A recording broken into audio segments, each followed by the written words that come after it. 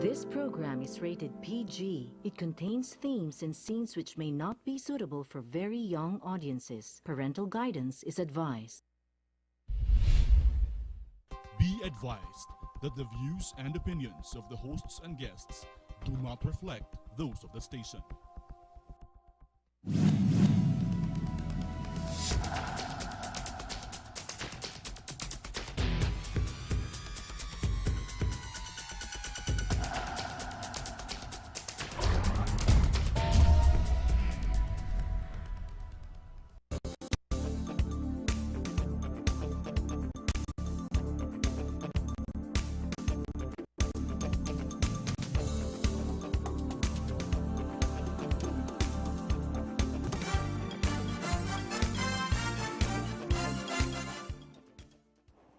Magandang gabi po sa inyo lahat. Welcome to our show, Heartybeat Live. I'm your host, Ray Orosa. Magkakapiling tayo rito para mapag-usapan ng mga bagay na mahalaga sa ating bansa. Sa gabi pong ito, babalik tayo sa isang topic that we have tackled before, but I just believe that we just have to keep reinforcing and pushing and pushing and pushing for electoral reforms in this nation. So gabi pong ito, minarapat namin anyayahan dito ang isang eksperto. She's an ICT expert. 2 beses siya naging global winner, award winner ng ICT Solutions for Development. Siya din ang international ICT expert consultant for the UN FAO on electronic agriculture. Yes. And then, dati siyang member din ng COMELEC Advisory Council 2012 to 2020. So, alam niya ang lahat ng nangyayari dyan. Tapos dito, nagtrabaho din siya sa DICT, which is Department of Information and Communications, from 2013 to 2016. Okay. Naging director din siya, tapos naging vice-presidente ng Philippine Software Industry. Wow, for 9 years. Yeah, director, and then I ended as vice president. As vice president, oh. And then, resource person siya ng ICT sa congressional and Senate hearings. So, marahil nadinig din ninyo siya nag-testify doon sa senatorial hearings especially. Okay, siya po ay wala ng iba kung hindi si Miss Bettina Kimsol. Welcome to the show, Miss Bettina. Thank you po, Kuya Ray. I mean, it's a pleasure to be here. Thank you for inviting me. I just want to let you know that whatever views I have here are my own personal views. I don't speak for anybody else. That is what we always want because we're interested in your personal views, not the party line. Okay, sige po. Okay? So, at least nakakaintindihan tayo ng maigi doon. Okay, I have been saying again and again and again and again, sa dami ng problema ang inaharap natin dito sa bansa, mga presyo, mga bilihin, mga taxation, ang ating peso, pabagsak ng pabagsak, ang stock market ngayon, tumba. So marami tayong problema at nagdudusa ng gusto ang bayan. Pero higit pa doon, ang aking posisyon dito is very simple. There is no reform more important than electoral reform kasi yan ang puso ng demokrasya. Ngayon, bakit natin dapat pangalagaan ang proseso ng halalan para matiyak na ang boto ni Juan de la Cruz ay mabibilang at hindi maitatabi o mawawala sa proseso ng bilangan at sa proseso ng tabulation. Napakadaming problema dyan kasi sa nangyayari ngayon.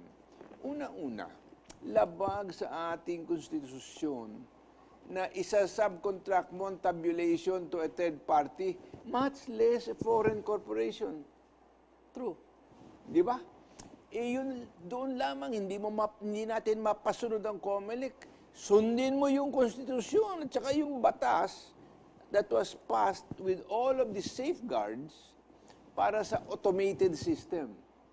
Ang nangyari kasi dito, at least sa tanaw ko at sa testimonyo na dinig natin dito, yung proseso ng pagbilang sa pamamagitan ng automated system, pinapakialaman ng COMELEC each step of the way. Kasi pagka yan napakialaman at hindi napatibay at na-maintain ang integrity ng sistemang yan, tapon mo na sa basura. Am I being too dramatic or too drastic? No.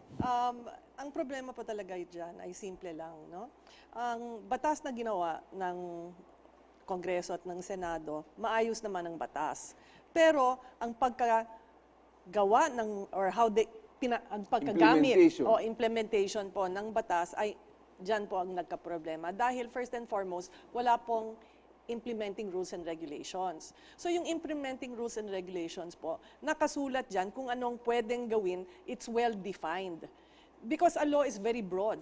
It's the implementing rules and regulations na nagsasabi, pwedeng gawin ito, hindi pwedeng gawin ito, nandoon lahat nakasulat.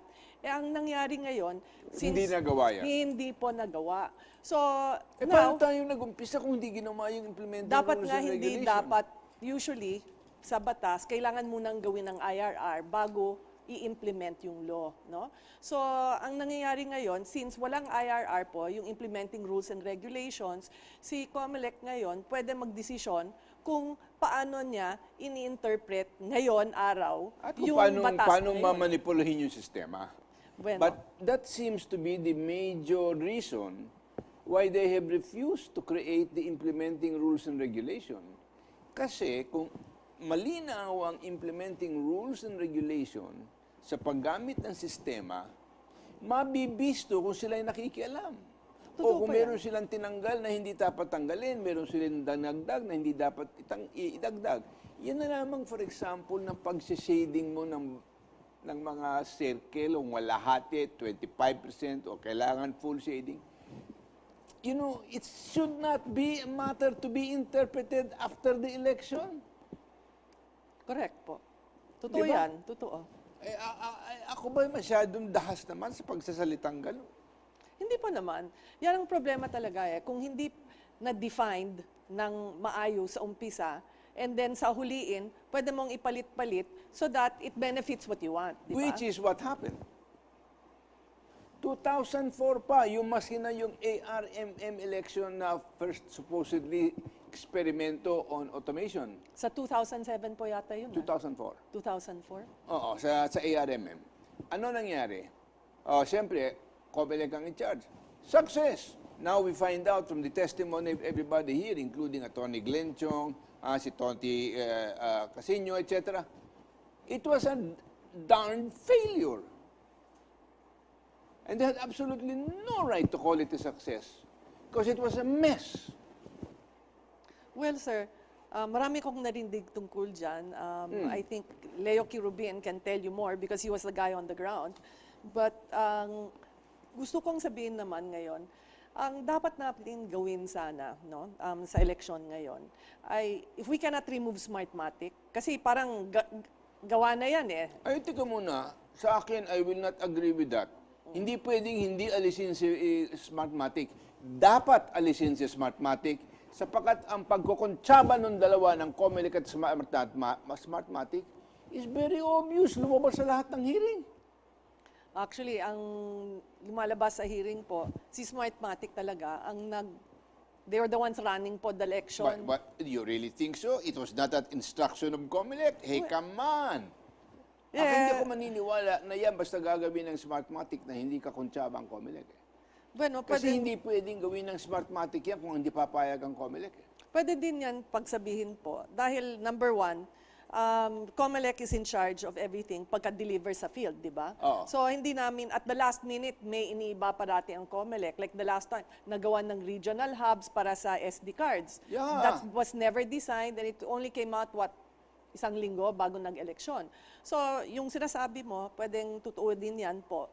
Pero ang gusto kong ipalabas dito ay there are many things po na dapat nasa proseso. Na ang problema, kahit binid ni COMELEC, kagaya ng yung voters receipts po, okay, dapat yan, nasa batas po yan. Pinag-awayan po yan ni Senator Gordon para sa Supreme Court at dyan lang naporsado si COMELEC para ilagay, di ba? Pero before that, actually sa features for bidding, nandoon that it must have the voters verification, yung voters receipt. Ayun, bakit nila tinanggal? Kaya nga, nagbayad, di ba? And then Binayaran tinanggal mo, nila. tapos Ano ba aalisin yan? mo. Parang ginagago. What's the point, di ba? Ginagago ang taong bayan. Oh, totoo po. Anyways, so... Nadinig niyo siya, ha? Totoo po. Hindi, totoo. I mean, bakit Totoo po... naman talaga eh. Hindi, bakit ka magbibili ng isang bagay kung hindi mo po gagamitin, di ba? That's But, what I mean. Okay. Alam What's mo, the point? pwedeng sabihin nila, hindi, bale-wala yan. Hindi eh. Meron silbi yung tinanggal nila. Totoo. At nasa batas Para po. hindi ma-identify. Totoo po yan. Ngayon, ang sinasabi nila sa mga hearings, it is to make sure that the voters vote is kept secret. Okay? That's why, ganyan. So sabi ko, bueno, ngayon, linalagay nila sa isang box. But the problem is, sir, I just realized that the box, nasa ballot box, may isang slot doon at doon nila pinapasok. So hindi yan pwedeng buksan kung walang protesta.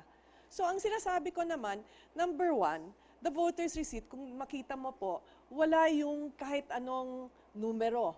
Walang patunay at all na siya yung bumoto. Yes. Ang nangyayari dyan po, nandoon lang yung date, pero walang time, walang precinct number.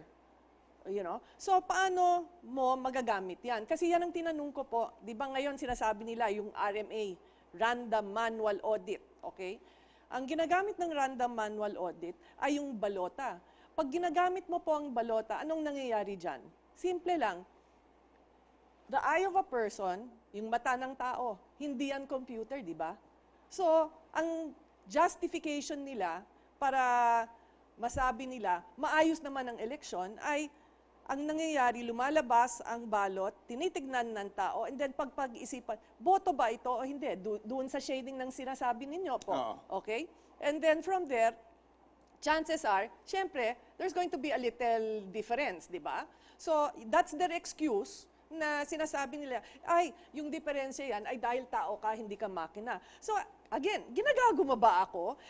Gamitin mo yung voter's receipts, di ba? Dahil sinabi ng tao na yan ang binoto ko, di ba? So, ang nangyari ngayon, tinanong ko si Namfrel, bakit nyo hindi ginamit yung voter's receipts? Kasi hindi nga natutugma eh, di ba? So, gamitin mong voter's receipt. Eh, hindi pwede because it's not official. Sabi ko, what do you mean it's not official? Di ba? It was generated by the machine. You know, that's supposed to be part of the process. No, because it doesn't have the precinct number, it doesn't have the time, it doesn't have the ballot number. So sabi ko, di dapat ilagay. So kung mag-random manual audit ka or mag-hybrid ka, okay, kasi they tested the hybrid. They put in ballots and then they had to read each one. So it took too long po. So sabi ko, talagang magfe-failure yan kung gagamitin mo ang balota dahil lalabas na naman yung it's the difference between the eye of the human and the machine. So sabi ko, the machine interpreted it, this is the votes based on the voter's receipt, so doon na lang kayo magtingin, magbilang-bilang kayo doon. And then sinasabi, pero wala nga yung voters, yung what you call that, precinct number at yung ballot number, may silang sinasabi, kung may precinct number at ballot number, the secrecy of the vote, nawawala na yan. And I said, again, sorry if I keep on saying, sinong ginagago nyo? Dahil ang problema dyan ay simple po. During the original election na manual, may numerable doon na balot? Meron naman. Binibilang ba ang balota? Oo naman. So anong diferensya ng voter's receipt at ng dating balota ng manual, di ba? Pwedeng gamitin and then hindi na pwedeng pagsabihan, ay may diferensya dahil interpretation na naman. Gumagawa ng excuse para mamanipula ang resulta, but we will pause for a few reminders. Babalik po tayo. Huwag kayong mawawala.